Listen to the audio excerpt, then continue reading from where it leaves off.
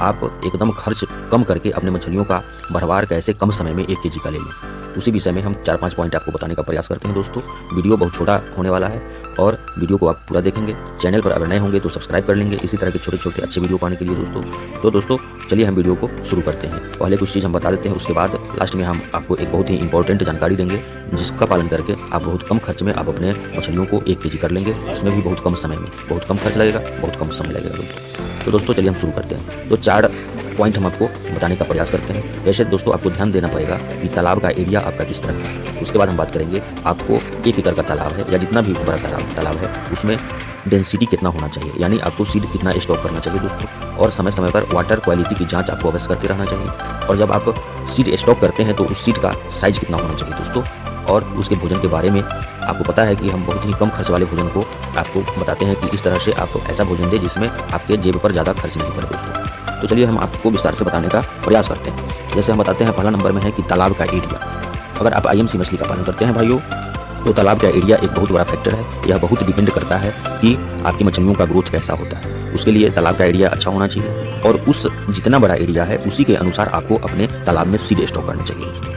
ऐसा नहीं हो कि आपका 1/2 एकड़ का तालाब है और आप 1/2 एकड़ के तालाब में 5000-7000 सीड स्टॉक कर दें। अमूमन मछली पालक जो नए मछली पालक हैं, जिनको जानकारी नहीं होता है, उनके दिमाग में यह चलता रहता है दोस्तों कि मेरा तालाब कितना बड़ा है, एरिया कितना है, उससे उनको मतलब नहीं होता है। ज़्यादा से ज़्यादा सीड वो डाल देते हैं। उनको लगता है कि हम बहुत सारा मछली डालेंगे तो बहुत कमाई हो जाएगा दोस्तों। तो यह गलत बात है। जब आप कम एरिया के तालाब में उससे ज़्यादा बीज डाल देते हैं तो उसका ग्रोथ नहीं हो पाता है। तो उसके लिए 1 किलो साइज करने के लिए आपका अगर 1 एकड़ का तालाब है तो उसमें आपको 5000 से ज़्यादा बीज नहीं डालना पड़ेगा। अब हम बात करते हैं कि सीड कैसा होना चाहिए।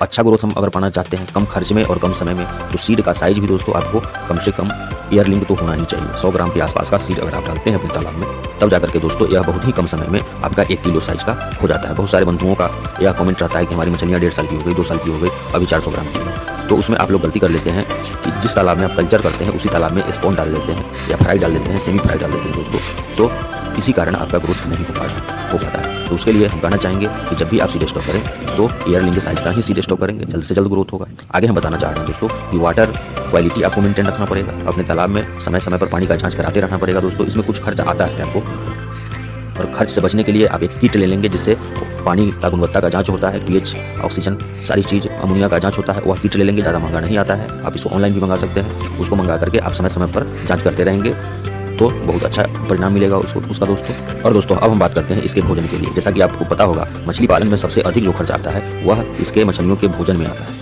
तो हम उस तरह का भोजन आपको बताते हैं, प्रत्येक वीडियो में हम बताने का प्रयास करते हैं जिसमें कम से कम लागत में अच्छा से अच्छा आपके मछलियों के लिए भोजन का निर्माण हो जाए। अगर प्राकृतिक भोजन का निर्माण हो जाए तब तो बहुत अच्छा है। तो प्राकृतिक भोजन का निर्माण करने के लिए दोस्तों 1 नंबर पर जो आता है वह है गाय का गोबर या किसी चीज़ का गोबर हो। जैसे आप बकरी का भी गोबर ले सकते हैं, मल ले सकते हैं, मुर्गी का भी बीट ले सकते हैं। इन सबसे भी मछलियों का अच्छी तरह से भरवार होता है, प्लैंकटन का निर्माण होता है दोस्तों। अब रह गया कि आप अपने तालाब में अगर ग्रास कार्प का भी पालन करते ही होंगे, अवश्य करते होंगे। किसान बंधु का प्रिय मछली है ग्रास कार्प, तो इसको आप हरा चारा देते रहें, जैसे केला का पत्ता, बांस का पत्ता, गोभी का पत्ता। तो कम खर्च में ग्रास कार्प का विकास बहुत अच्छी तरह से होता है दोस्तों। तो इन विधि से को आप अपना करके बहुत कम खर्च में और कम समय में प्रत्येक मछली को आप 1 केजी साइज का कर सकते हैं, मार्केटेबल साइज दोस्तों बना सकते हैं अपने मछलियों को। तो दोस्तों धन्यवाद। आशा करते हैं वीडियो पसंद आया होगा। चैनल पर अगर नए होंगे तो सब्सक्राइब कर लेंगे दोस्तों। धन्यवाद।